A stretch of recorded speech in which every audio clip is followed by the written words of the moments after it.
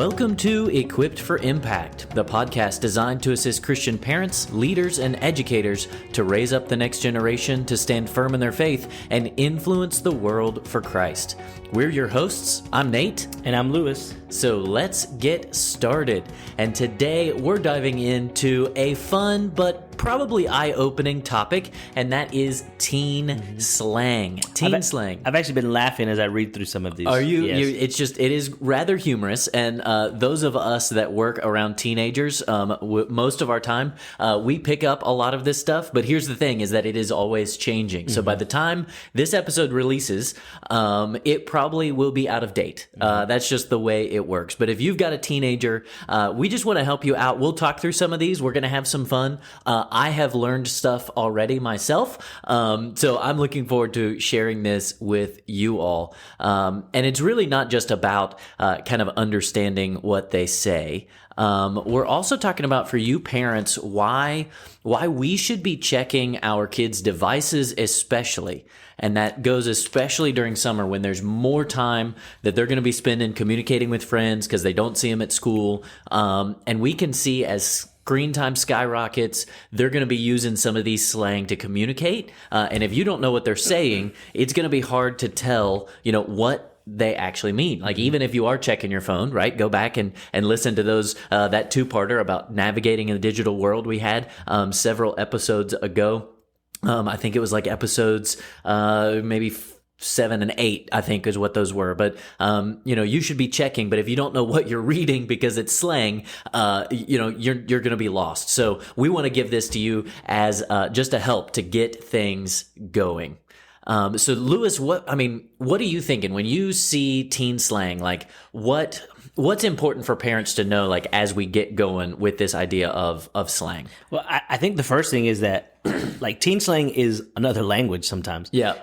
And words don't mean what we think they mean, right? Yeah. But we're not here to panic. We're not here to be the slang police, right? But as Christian parents and as educators and leaders, we need to make sure that we're paying attention to what's shaping our children, because a lot of these slang words that they might be using may have originated someplace where it probably isn't good for them to be connected to. Yep. And I think with just the growing nature, the way that our world is shrinking because of interconnectedness with other culture, through online, social media, online gaming, right? So, kids are being exposed to language. And so the key thing to remember is that language is never neutral, right? Yep. Like, it reflects culture, it reflects what people believe, and it shapes how kids think, how they interact with each other. It impacts what they believe. And so we're here to make sure that we have an understanding of what these mean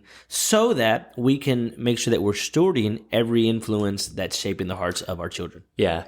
And on top of that, right, you talked about the connection, right? And sometimes we lose that connection and we don't remember, especially the teenagers, they don't know where that word even came from, right? I couldn't tell you how many times I've had the conversation of, if you don't know what it means, don't say it, kind of thing. And so that's a discipleship opportunity we get to have as parents. But it also is a way to connect, So Lewis, your oldest, right? She's in the middle of the teen years. When you use teen slang with her, is she one that is like rolling her eyes like, Dad, that's dumb? Or is she one that's like, wow, you actually speak my language? No. Look, let me be clear. If you learn some slang today and you try to use it with your kids, like, it doesn't matter how cool you think you are. It doesn't matter how receptive your child is to a relationship with you. You are going to immediately get the eye roll. You are immediately going to be labeled uncool, because our teens don't expect us to know this stuff. Yeah. And when we do know it, they're like, "What are you doing?" and so I think my daughter is going to fall in that category of like, "Dad, like, don't try." But I think most kids are probably going to fall in that that category. They're going to roll their eyes, but I think they're underneath the surface. There's a little bit of like, mad props for the fact that you tried and failed miserably. But the eye roll is the classic teen response, I think. But it's the eye roll and then like the walk away and go to the room kind of thing. It's like, like that's the ultimate walk of shame for a parent when they're like, the eye roll, they sigh, they don't even say anything, and then next thing you know, they're walking away, and you hear the door to their room close. Like you just ruined their day because you used the word bet. Bet. That's right. I own that as a badge of honor, not a walk of shame. Yeah. That's the camp I'm in as a dad. But so let's kind of get into this, why this really matters. So slang, we already said it's a different language. It's a secret code. It can be fun. It can be expressive, a way for teens to bond, maybe for you to bond or annoy your teenage child. But it can also hide some deeper meanings. And so we're going to kind of go through some of those together as we think about, like, maybe it's something you might miss that you need to be aware of, or maybe it's just a fun thing that, you don't need to be scared of because they're just, being teenagers. And your kids are going to be spending more time on TikTok, right? Yep. They're going to be on Snapchat. If you let them on on TikTok. TikTok. Let them, right? Yep. Like if you let them on TikTok, if they use Snapchat and Instagram. And then now that school's getting ready to be over, right? And they go into the summer, they're going to have more access to their devices. They're going to be doing more online and social media. And so students are going to be exposed to this wave of language that for us as parents oftentimes flies under the radar. Yeah, yeah. And so if your kid texts something to a friend and they're like, oh, that fit was straight fire, she ate and left no crumbs. You kind of need to know that they're not talking about food. Like, That's right. There were no crumbs to begin with for them to leave. They're just talking about, something fun, right? And it's their way of expressing themselves. And really what that means is that someone looked really good or that somebody did something exceptionally well, right? Ate and left no crumbs. Ate and left no crumbs. I throw that in occasionally. And the kids here at school don't think it's cool. I had never heard that phrase until you just said it. I had never heard it spoken in the human language, but I also had never even been exposed to it until I read an article by Access that used that phrase. And so, yeah.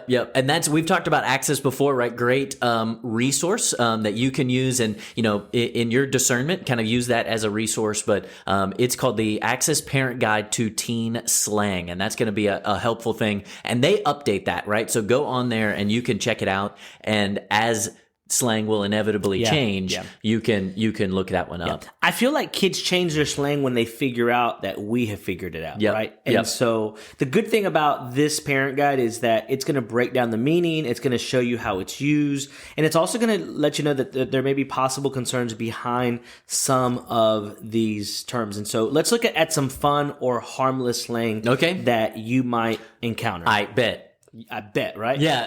Bet. That was a good one. So that first one, right? Bet, it just means okay, or I agree, or like, all right. Like I said, the way I just said it, I've heard that countless times in the middle school hallway. You are agreeing with what I just said. I am agreeing with what you just said, yes. Certainly, I confirm your consensus. How about this one? Slaps or bop. Have you heard that one before? I've not heard bop, but I've heard slaps. Like that slaps. That slaps. And so that usually means that a song is really good. So depending on your generation, right? Like you may think that the song "Achy Breaky Heart," like that song slaps, right? And so, or if you listen to just Christian music, maybe that next hit song by Chris Tomlin, that song slaps. It slaps. Right? Yep. This next one is another one that, again, we hear a lot in the middle school hallway. I'm a middle school principal, so where we hear that, and it's Riz.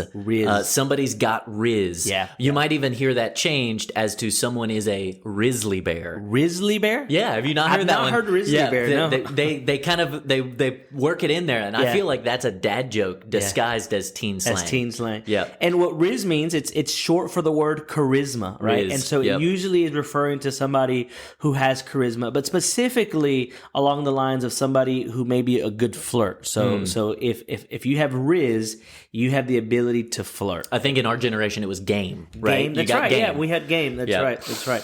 There you go. Drip. Drip. Or somebody or something is drippy. Drippy. Yes. That would be an outfit, right? Normally that's with clothes.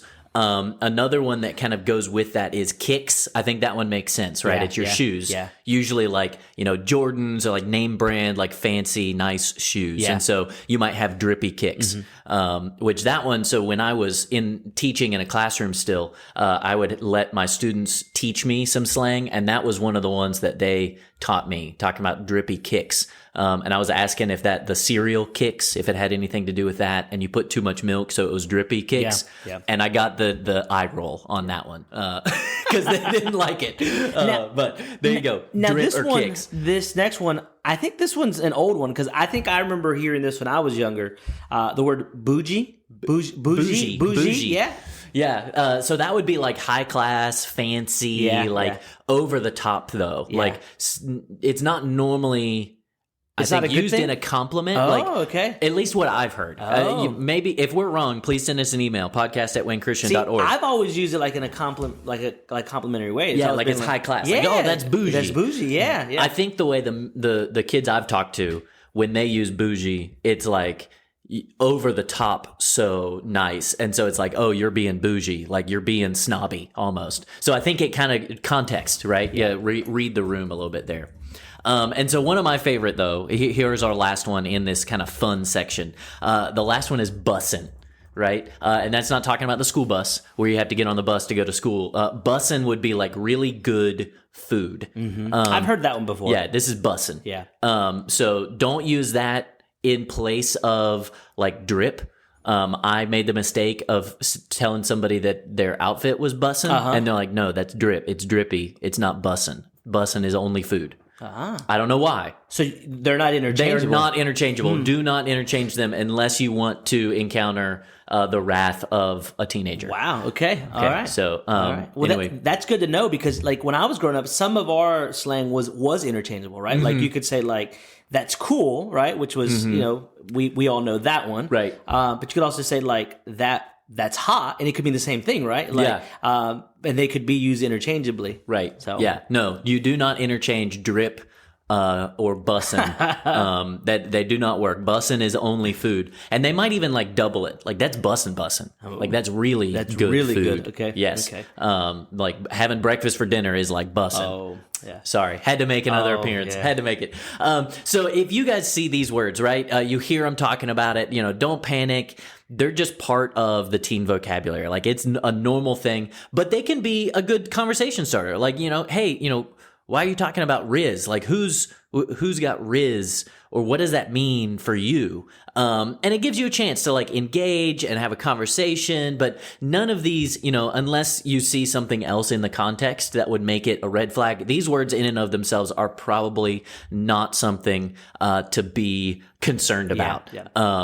If they're saying that they ate and left no crumbs, like they're just excited about something that they did really well. And I bet that if you were to ask your teen or preteen, because preteens are using some of this language too, you'd be surprised, right? Those questions are going to lead to deeper conversations. Like they might even want to know, like, how do you know that word? Where did you see it? Like, and may even open up a dialogue that is a good for you and for them to have. Yeah. Now let's look at some slang that may raise some eyebrows. They're not necessarily bad, but they're going to be a little bit more serious. Yeah. It gets a little more serious, and you might need to, keep your eyes out for what's going on here. They may indicate something for you to pay closer attention to. So the first one, again, it could go either way, and it's cap. Or no cap. Yeah. Usually that's not having to do with a hat that you wear on your head. That would be like when they're saying somebody's lying, they're like, oh, cap, I'm calling cap, or something like that. Or they're trying to say, no, I'm telling the truth, I'm being serious. And that's no cap. No cap. No cap. No cap. Yep. So that's the first one. Again, not really a big deal, but it could be. Yeah. So just, context, use your best discernment. This next one, I don't know how long it's been out. I've only heard it recently. I don't even know that I can say it. Skibbity? Skibbity. Yep, skibbity. Yeah, so that's it's a nonsense word. Okay. And again, if you talk about the where a word came from. So skibbity originally came from this YouTube video series about the skibbity toilet. Have you heard of the skibbity toilet? No. There's never. even like action figure like toys of a Skibbity toilet. It really is nonsense. Like if you want to lose some brain cells, you can go watch the Skibbity toilet YouTube videos. But it's a nonsense word. It can mean really whatever they want it to mean. It can be cool. It can be silly. It can be insulting. I mean, dumb, or really, just kind of as a I don't want to say expletive, but it could be there. Okay. It's actually, if you do some research on this, it actually it has made its way into certain lyrics of songs that are not fully appropriate. And so that's one that it's like best to avoid, Okay. just because your child may be using it just because they've heard their friends, and it's just that it's nonsense, ridiculousness, and there's nothing big going on there. But it could mean, it could be a way for them to mask, some emotions of upsetness or, derision towards something else. This next one is, I am familiar with this one. I've heard it before. Parents, you might have heard it before. Catch feels. And catch feels Catching the feels is when you are developing romantic feelings for the opposite gender. Okay. There we go. Catching the feels. I've not heard that one. You've not heard that one before? I have not heard that one. Oh, okay. So that was a new one for me. And maybe that's an older one, right? Maybe that's, I don't know. If you're used to dealing with middle school. Maybe it's an older, Catching the feels. Yep. The next one I have heard, Sigma. I have heard it. I've never heard it used by anybody. I've only heard about it. Yep. So Sigma, and it's kind of, this is one that has morphed over time. It originally had to do with a male who was like unbothered and just kind of like did his own thing. So it wasn't like the alpha male that like tried to lead everybody, but just kind of a Sigma who would just kind of, he's just going to do his own thing and doesn't care and be his own person. So kind of harmless, but whatever. But it's kind of expanded. Again, it can be a nonsense word that kids will throw in there. I've even heard, people add it at the end of what the Sigma, which I've always said, if you're replacing a word for another word, then, you may be, still kind of on the edge there. Not a great thing to do. So you hear that, it can go either way. So just kind of like, no, listen, see what they're trying to say, and then it's a good conversation starter. Yeah. This next one, I've not heard this one used. I've heard one of the parts of it used, but thirst trap. Thirst trap.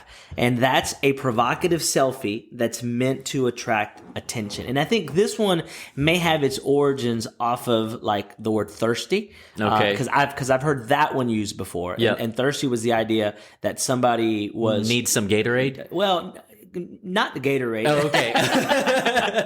But they need attention. Okay. And so they're being thirsty. They're thirsty for attention. Yes, okay, yes, so they're yes, like yes. they're like performing. Yes. Okay. There you go. I had not heard that one before. There you go. Gotcha. That's kind of sus. That is. Which is our next word. Which is our next word. Our next yeah. word, sus. Look at that transition right there. You ruined the transition when you pointed out. But sus, so that would be suspicious. It's just short for suspicious. Something sus. Somebody can act sus, be sus. It could imply something inappropriate or questionable, or it could just be weird. Yeah. Like you're just being sus. Yeah. Like, why are you being weird? When you use teen slang with your child, they may say that you're being sus. That you're being sus. Yeah. And that's probably a good one to use sometimes when your kid is maybe acting shady, right? Like, hey, that's sus. That's sus. And then they go, wait, and you catch them in their tracks.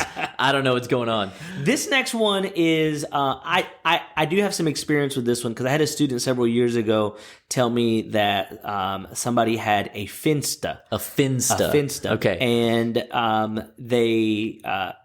this one's probably one to pay attention to because a finsta is a fake Instagram account. A finsta, right? So instead of Insta, right, it's a finsta. And it's a fake Instagram account that a teenager or even a preteen will set up to post things that they don't want their parents or teachers to see. So they have their public Insta, right, which is what, parents may follow, their friends may follow. And then they have a Finsta where only people that they allow to follow them, and then they see stuff that may not necessarily be appropriate. Yeah, So, not the Finsta. it's a little sus if It's they a got a sus. fin It if is. they got a Finsta. It is. Okay. Because they may be setting it up as a thirst trap. This is just going downhill. It is so going downhill. And parents, this is where we encourage you to make sure that you're checking your child's phone and ask, like, hey, what does this mean? Why did you post this? Or what's your intention behind this? This isn't a time to accuse them, right? You're not accusing them. You're just asking, and ask with curiosity, ask with love, because you care for them and you want to know. Right, because we're wanting to shepherd our children's hearts, right? Proverbs 4:23 says, "Guard your heart, for it is the wellspring of life," and that includes helping our kids guard what they see, hear, say. All of those things that we let into our minds, and then will come out of our heart through our mouth and our actions. All of that, is an important thing for us as parents to be paying attention to, so that we can better shepherd what they're doing. So those that we just kind of ran through here, are good ones to keep an eye out for. This next section, this next list we'll run through really quick. These are red flags. They really are not used in a good way. Yeah. And they can actually hide some harmful behavior. And these are probably some parents that if you hear your kids say, if you see them on their phones or on their social media, like, you probably want to have a conversation with them, because these are going to be some that probably raise, like Nate mentioned, some red flags here. And this is just probably a short list of some that are probably okay for us to talk about. But if you go back, and we mentioned the Access Guide to Slang, they have several more that you may want to check out that are probably good for you to know about. But here's the first one, unalive. And that's a coded way to refer to suicide. And so I've not seen or heard this one used. So I can't give you context of how it would be used, but I think just the connotation of being unalive and what that means. Yeah, and I mean, you see that, and you kind of see how it fits together, right? They're unalive, and a lot of these would be a way to maybe get around some filters, if you've got filters set up, or even like social media filters, because the media companies themselves try to, at least they say they do, try to filter out content. And this would be one of the ways that teens would have conversations about suicide, depression, those types of things without getting flagged by filters. Yeah. Another one to be aware of is the word plug. Again, sounds innocent. You may think plug, what are they talking about here? But behind it is the idea of someone who is dealing drugs. And so, depending on the context of how it's used, and you see that word, you may want to understand how it's being used and what they mean by that, because it could be used to hide that they are trying to find somebody who is selling drugs. The next one, slay, you actually may have heard, because this can be used innocently. Like, it would be kind of like the ate and left no crumbs. Oh, they slayed, or whatever. It just means that you did a really good job. Like, you dominated at something, or you're just really cool. But it can also, depending on the context, refer to things like violence, or an intense confrontation. Where, you're going to want to come out on top. And so they just, slay. I'm going to go slay. I've actually seen the word slay used in a confrontational way. In a group chat, a group of students were talking about confronting somebody, and somebody was like, yeah, we're going to slay. And so that's an example of how it can be used in that way. This next one's one that you probably need to be aware of. It's the phrase body count. And the idea behind this phrase is it's used to refer to how many people somebody has been with in a relationship that should be reserved for marriage. And so if you see your teen talking about a body count. Unfortunately, this is one that I have seen as well. They talk about so-and-so has a high body count. They're talking about them engaging in behavior that should be reserved for marriage. Right. So whether your child's saying that about themselves or about one of their friends or classmates, like it's going to be a red flag there for you. And the last one is a little bit different. NPC, the initials NPC, and it's short for, or it's an acronym for non-player characters, which would be from like a video game. How it's just an extra, kind of in the game. It's not an actual person playing that game, and it's kind of a dehumanizing term, right? If you refer to somebody as an NPC, they're irrelevant. They're not really part of my life. They're not part of the conversation. They're an NPC, and that's actually one that has originated really as games like Grand Theft Auto, or even like Call of Duty, or some of those other games that can have some violent aspects to it, because oftentimes the non-player characters, you can shoot them, you can hurt them, you can do things to them. They're expendable. Yeah, and they're just there. And so sometimes in games like that, you have kids or people that are playing the games that they just go on a rampage, and they go and they slaughter hundreds of NPCs. And so the idea behind it is just dehumanizing the person that they're talking about. Yeah. Which again, that's a place where you can have a conversation. Even like kind of going off topic here, but even in video games, like, why would you do that? Like, how does that affect your heart and how you treat other people? Yeah. Because if you can dehumanize them as NPCs, then, that's going to be bad for building relationships with all people who are made in the image of God. And so if you see any of these, don't freak out, right? I mean, don't panic. Just pause, pray, have a calm but serious conversation, because it's not just about slang, right? I mean, these are words that kids are using, but it's giving you a window into their mental, their emotional, their spiritual condition. Like, what are they thinking? What does this mean to them? Yeah. And so just kind of to review as we wrap up some different things. Like I said, we did a 2-part series on navigating the digital world, or helping your teen navigate the digital world. And so, this is just kind of like a specialized topic on that. So just to kind of review some practical steps parents can take in this summer, helping their child with navigating that world and how they interact with other people. What are some tips you would give them, Lewis? It just starts simply. Make sure that you're checking your child's phone, their social media, their gaming, whatever they're using. Make sure that you're checking it regularly, not in a I'm going to get you kind of way, but as a form of just having that adult accountability, that parent accountability, and showing them that you care about their heart. Use it as a conversation tool. Don't use it as a weapon, right? You're not here to beat them over the head with it, but you're here to understand their world. Yep. And number 2, we've already said this, right? But talk. Have a conversation about what you see, about what you hear them say, and ask questions. It's always best to ask and not lecture. And so, just a simple question of, help me understand what this means, or what you mean by that. Yeah. And just get that conversation going with a kind of from a place of humility, right? Yep. Because maybe they just don't mean it in a certain way, or the words have changed since we've just told them, here in this podcast. So ask questions. And I think along that line, right, is you ask questions because you don't need to freak out. Yep. Right? If you freak out, you're shutting down the conversation. Yep. But respond with grace, respond with clarity, and correct what needs to be corrected. But make sure that you're always pointing them to Christ, right? We see in the Bible, Jesus didn't freak out when he confronted sin. He led them through the process of understanding what they were doing and why it was wrong. But you never see Jesus freaking out.